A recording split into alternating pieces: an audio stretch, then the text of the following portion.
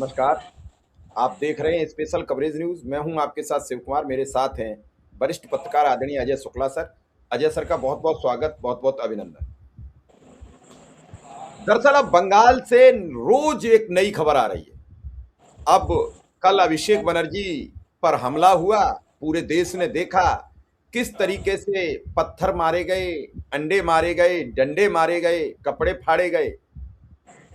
एक ये लोकतंत्र का चित्रण था।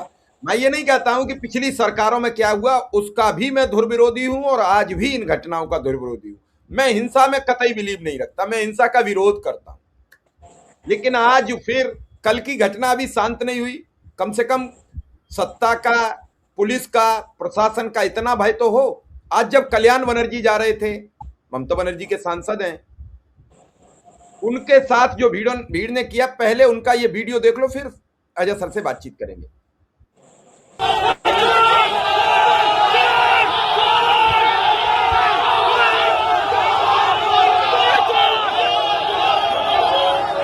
मार दिया, पत्थर मार दिया, मार दिया, मार दिया। এই মুহূর্তে দেখতে পাচ্ছেন একেবারে কল্যাণ বন্দ্যোপাধ্যায় শুয়ে পড়েছেন। কল্যাণ বন্দ্যোপাধ্যায়কে মারা হয়েছে। ফোর্স नहीं है, जमके फोर्स है। দেখতে পাচ্ছেন কল্যাণ বন্দ্যোপাধ্যায় তিনি কিন্তু আহত হয়েছেন। কল্যাণ বন্দ্যোপাধ্যায় আহত হয়ে পড়েছেন।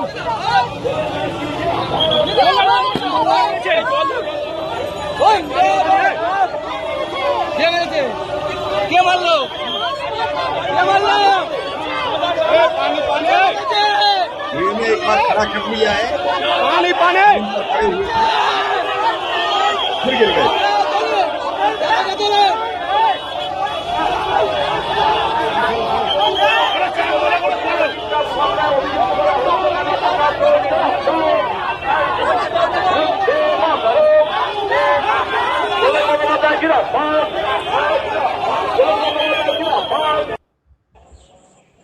सर आपने देख लिया और समझ गए होंगे,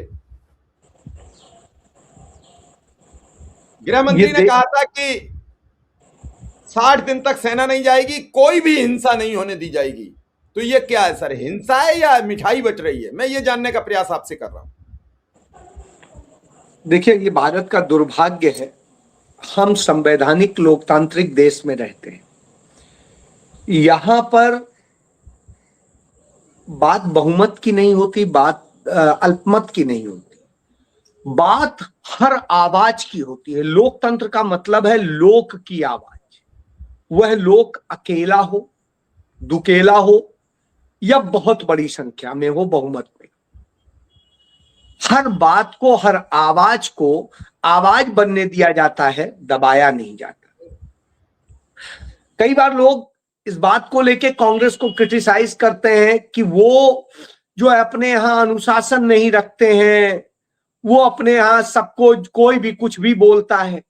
इसलिए क्योंकि कांग्रेस में लोकतंत्र है, भाजपा में लोकतंत्र नहीं, वहां किसी की हिम्मत नहीं। आम आदमी पार्टी में लोकतंत्र नहीं है, समाजवादी पार्टी में लोकतंत्र नहीं है, बहुजन समाज पार्टी में लोकतंत्र नहीं, यहां तक कि टीएमसी में लोकतंत्र नहीं है, या किसी भी पार्टी की बात करो, वहां पर अपने यदि कोई भी बात आप बोल देंगे, लेकिन कांग्रेस में आप राहुल गांधी के लिए भी बोल देंगे और फिर भी कांग्रेस में बने रहेंगे, अच्छे पद पे भी बने रहेंगे। इसके एक नहीं, सैकड़ों उदाहरण है, हजारों उदाहरण है। अब मैं आता हूं इस घटना पे। इसलिए कल्याण बनर्जी चुने हुए सांसद है, वो सिर्फ सिंपल आवाज नहीं है, भारत की सर्वोच्च पंचायत के वो सदस्य हैं और लॉ मेकर, और जो लॉ मेकर है खुद वकील है। और स्थिति ये है कि वो जा रहा होता है और उसके ऊपर हमला हो जाता है, और ये हमला ऐसी जगह नहीं होता है कि वो अनजान अकेले चला जा रहा है। वहां पर सीआरपीएफ लगी हुई है, सीआईएसएफ लगी हुई है, दूसरी और आर्म फोर्सेस लगी हुई है। उसके बावजूद ये घटना हो रही है, सिर फोड़ा जा रहा है। चुना है उसी जनता ने, वो तो सिर नहीं फोड़ेगी, तो सिर कौन फोड़ रहा है? सिर वो फांसीवादी फोड़ रहे हैं जो आवाज को दबाने का काम करते हैं, जो डरते हैं लोकतंत्र से, जो डरते हैं किसी की भी आवाज से, तो वो ऐसे ही करते हैं। वो एक एक आवाज से डरते हैं। यहां तो सांसद है, वो कल के दिन राहुल गांधी पे भी हमला करा सकते हैं, कोई बड़ी बात नहीं है। वो किसी पर भी कुछ करा सकते हैं। यही फांसीवाद का प्रतीक है। और फांसीवाद क्या था? जो नाजीज थे वो यही तो करते थे। जो उनसे अलग आवाज होती थी उसको मार देना, कुचल देना, हमले कर देना, जेल में डाल देना, यही करते थे। और यही नरेंद्र मोदी कर रहे हैं, क्योंकि उनके संगठन के गुरु यानी हेडगेवार के गुरु मुंजे जो थे, वो मुंजे वहीं से ट्रेनिंग लेके आए थे, नाजियों की ट्रेनिंग वाले थे। वो मुसोलिनी और हिटलर की ट्रेनिंग लेकर के आए थे। उन्होंने इसकी नींव डाली थी और हेडगेवार ने इसकी शुरुआत की थी। इसीलिए इनकी ड्रेस भी वही, खाकी पैंट, वैसी शर्ट, काली टोपी, यही नाजियों की पहचान थी। वही ये कर रहे हैं। देश में ये जॉम्बीज तैयार कर रहे हैं। तो यही इनकी मोडस ऑपरेंडी है कि विपक्ष के नेताओं को, विपक्ष की आवाज को किस तरह से कुचलना है, मार देना है, खत्म कर देना है, इसका पूरा जाल है। और इसके लिए जब किया जा रहा हो तो इसे किसी स्थिति में सही नहीं कहा जा सकता। जैसा कि कल हुआ अभिषेक बनर्जी के साथ। अभिषेक बनर्जी पे जो हमला हुआ, सीधे मुंह पर हमला हुआ, और फिर जिस तरह से पत्थर मारा गया और सब कुछ किया गया, वह अपने आप में इस बात का सबूत है कि ऐसे मारना, घायल कर देना, घटना कर देना, ये क्या है? ये दिखा रहा है कि असल में बंगाल में जंगल राज अब है। इसके पहले किसी भी विपक्ष के नेता पर नहीं हो रहा था हमला। आप बताइए मुझे, शुभेंदु अधिकारी कहीं घायल हुए? कहीं उनके पत्थर लगा, खून बहा? या वहां कोई और बीजेपी का नेता हो ये हुआ हो? लेकिन साहब ये हो रहा है क्योंकि भारतीय जनता पार्टी असल में फांसीवादी है और वो लोकतंत्र नहीं, वो डर तंत्र स्थापित कर रही है, सबको डराती है। मैं सर एक चीज आपसे समझने का प्रयास कर रहा हूं। 89 से अगर अब तक का इतिहास देखा जाए तो क्या भाजपा हिंसा में विश्वास रखती है? भाजपा शांति में विश्वास नहीं रखती है? मैं थोड़ा समझने का आपसे प्रयास कर रहा हूं। भाजपा कब शांति पे यकीन करती थी? मुझे छोड़ दीजिए आप। कभी आपको दिखाई दिया है जनसंघ शांति पे करता था क्या? आरएसएस शांति पे करता था क्या? हिंदू महासभा शांति के लिए करता था क्या? इनकी जड़ में ही अशांति है, जड़ में ही अराजकता है, जड़ में ही जो है नफरत है।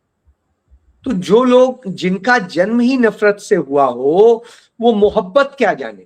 जिनका जन्म ही फांसीवाद से हुआ हो, वो लोकतंत्र क्या जाने? लोकतंत्र का मुखौटा पहन के फांसीवाद आ गया, वो कब्जा कर रहा है। जो भी आवाज बनेगा उसे दबा दिया जाएगा, मार दिया जाएगा, सब कुछ कर दिया जाएगा। यदि आप पत्रकार हैं तो एफआईआर दर्ज कर ली जाएगी, मुकदमा दर्ज किया जाएगा, तमाम दूसरे तरह से परेशान किया जाएगा। यही तो होता है, यही इनका चरित्र है। और उस चरित्र से एक बात स्पष्ट है कि ये पूरी तरीके से देश को बर्बाद कर रहे हैं और उस दिशा में ले जा रहे हैं कि जो एक अराजक देश हो, उस अराजकता और डर के माहौल से इनकी सत्ता स्थापित बनी रहे, सत्ता चलती रहे। तो वो डर पैदा करने के लिए इस तरह की घटना होती है, चाहे अभिषेक बनर्जी के साथ हो, चाहे कल्याण बनर्जी के साथ हो, या किसी के भी साथ हो। और यही नहीं, देश के तमाम हिस्सों में भी हमने देखा है। इसी तरह आपको याद होगा आगरा में हमला हुआ था सुमन के, जो राज्यसभा सदस्य हैं सपा के, सुमन के घर पे, जिस तरीके से हमला हुआ था, उनकी गाड़ी में हमला हुआ था, गाड़ी तोड़ दी गई थी, पुलिस की सुरक्षा में तोड़ दी गई थी। अरे सर, कल उनके परिवार में कोई ट्रेजेडी हुई है या तो कोई हाँ, बच्चे उनके बेटी के बेटे की डेथ हुई है। उसका तक तो सोशल मीडिया पर मजाक बनाया गया है, कितनी बातें उसके लेकर लिखी गई हैं। अब आप बताइए हम कहाँ आ गए हैं। और वो उनके जो दामाद साहब हैं वो डिस्ट्रिक्ट जज हैं जिनका वो बेटा था। अब आप तो सोचिए हम कहाँ आ गए मैं हैं। और हम आपसे ये और एक सवाल है मेरा छोटा सा, कि ममता बनर्जी अब कह रही है राहुल गांधी ने हमें पूरा भरोसा दिलाया है।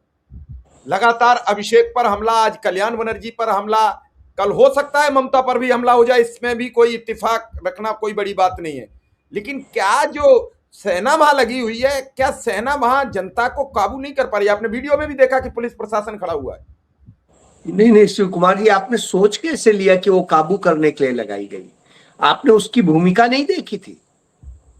जब चुनाव चल रहा था, उसी के नेतृत्व में लूटा जा रहा था, उसी के नेतृत्व में वोटर्स को वोट डालने से रोका जा रहा था, उसी के नेतृत्व में हमले हो रहे थे, हत्याएं हुई थी। तो आप क्या बात करते हैं? आपने कैसे उम्मीद कर ली?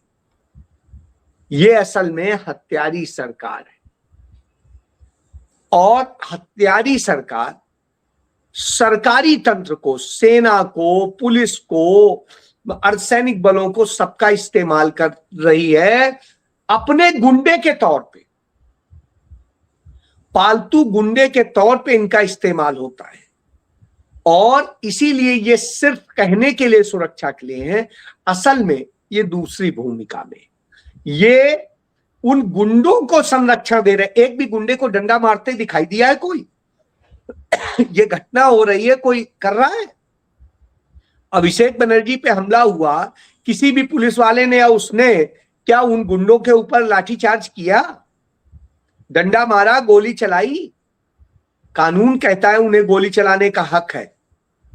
चलाई उन्होंने? नहीं चलाई। आप क्या, वो असल में बस सिर्फ मुखौटा है। असलियत में मार डालना इनकी नीयत है, और उसके लिए पूरी चाल चली जाती है। जी सर, फिर अब बंगाल की स्थिति देखकर तो बड़ा असमंजस हो रहा है, और बंगाल के बाद अब 5 राज्यों में चुनाव है, जिनमें बड़े राज्यों में उत्तर प्रदेश है जो देश का सबसे बड़ा राज्य है, और बल्कि विश्व में सबसे बड़ा राज्य माना जाता है, 7वें नंबर पर आ जाता है पॉपुलेशन में। ये जो भय, डर, सिस्टम, एक सांप्रदायिकता, ये सब ये साबित करने पर नहीं रहती है कि हिंदू खतरे में, हिंदू को बचाने का काम है। तो आखिर हिंदू सुरक्षित कब होगा? कल ही एक वीडियो वायरल हो रहा है, योगी आदित्यनाथ से कुछ लोग साधु महात्मा मिलने गए, पुलिस ने घसीट कर उठाया, गाड़ी में डाला, पटका ले गई। वो तो जब वीडियो वायरल हुआ तो ब्रजेश पाठक को पता लगी, तो ब्रजेश पाठक ने वो साधु महात्मा अपने घर बुलाए, उनका सम्मान किया। कानपुर के साधु महात्मा थे, जमीन पर किसी ने, बीजेपी नेता ने कब्जा कर लिया मंदिर की 200 बीघा पर, राम नाम का भजन नहीं करने दे रहे हैं। तो खतरा किसको है, किससे, ये समझ में नहीं रहा है। हिंदू को खतरा बढ़ रहा है कि घट रहा है, मैं ये समझने का प्रयास आपसे कर रहा हूं, कोशिश। स्वाभाविक सी बात है, हिंदू भी खतरे में है, हिंदू धर्म भी खतरे में है, मानवता भी खतरे में है, लोकतंत्र भी खतरे में है, और इस देश का संवैधानिक व्यवस्था, संस्थाएं सब खतरे में नहीं है, कब्जा कर ली गई। यदि वास्तविक साधु महात्माओं का होगा तो वो आज दरकिनार पड़े हुए हैं, जो हमारे धर्म के मुताबिक हैं, चाहे शंकराचार्य हो, चाहे जो कुछ हो, उनपे यही नकली लोग हमले कर रहे हैं। और उसके बाद इसी तरह से देश में जो तमाम ढोंगी बाबा घूम रहे हैं, वो तो आज असल में एक राजकीय संत हो गए, और जो असली हैं, शंकराचार्य हैं, जो धर्म सम्मत हैं, वो सब साइडलाइन है। असली लोग साइडलाइन, असली धर्म ग्रंथ साइडलाइन है। वेद, वेदांग, उपनिषद, इनकी कोई बात नहीं करता है, श्रुतियों की कोई बात नहीं करता है। यहां बात किसकी होती है? उसके बाद में जो उपन्यास लिखे गए, महाकाव्य लिखे गए, उनके आधार पे सब डिसाइड करते हैं। जो फर्जी तरह की वो लिखे गए, उन पे आप जाते हैं। तो यह स्थिति है धर्म की। धर्म को भी इन्होंने खा लिया। तो संत भी खा लिए, आचार्य भी खा लिए और धर्म भी खा लिया। अब आइए आप, लोकतंत्र आप देख ही रहे हैं जिस तरह से लोकतंत्र नहीं है, ये असल में लाठी तंत्र हो गया है, जबरी तंत्र हो गया है, कुछ भी कह लीजिए।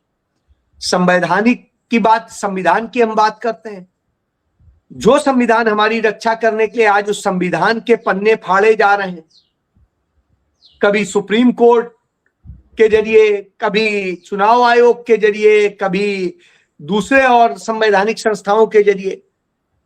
तो इस तरह से आज तमाम संवैधानिक संस्थाएं नगण्य हो गई, खत्म हो गई। जब सबकी यह स्थिति है, पता ही नहीं चल रहा है कहां क्या है, तो आप किससे भरोसा कर रहे हैं? ये लोग आपको भरोसा दिलाएंगे? नहीं भाई, ये नहीं दिलाएंगे। आपकी स्थिति ये है कि ये खत्म करेंगे, ये अपना अधिनायक तंत्र कर रहे हैं। शिक्षा संस्थान होते थे, शिक्षा बर्बाद कर दी, अपने वीसी, अपने प्रोफेसर, और उसका नतीजा ये हुआ कि आज भारत में सबसे खराब शिक्षा है, दुनिया के स्टैंडर्ड में नहीं है। यही वजह है कि भारत का एक भी विश्वविद्यालय दुनिया के टॉप 300 विश्वविद्यालय में नहीं है। सोचिए, टॉप 10 और टॉप 100 की तो बात छोड़ दीजिए, टॉप 300 में नहीं है। अब आप इसके बाद आइए, भारत की बड़ी प्रतिष्ठित परीक्षा होती थी सीबीएसई। आपने सीबीएसई में भी देख लिया क्या घालमेल हुआ, भ्रष्टाचार हुआ, बच्चों के भविष्य से खेला गया, सब कुछ किया गया। क्यों? क्योंकि कमाई करनी थी, ओएसएम का देना था, ठेका कराना था, क्या क्या करना था। तो एक फर्जी उसको फेल्ड कंपनी को दिया गया, जिससे बच्चों का भविष्य बर्बाद किया गया। इसके बाद साहब एक नीट बनाया गया, और वो एनटीए जो बनाया गया, उस एनटीए के जरिए आज तक जितनी परीक्षाएं हुई हैं, एक भी परीक्षा ऐसी नहीं है जो उनकी अछूती हो, कहा जाए कि वह परीक्षा बिल्कुल सकुशल हो गई। तो सारा है। इसके बाद आप देखिए, वो संस्थाएं जो आपको सेवाएं देती हैं, नौकरियां देती हैं, उन संस्थाओं को चाहे यूपीएससी से लेके सब में आज सवाल खड़े हो गए, जिनमें कभी नहीं होते थे।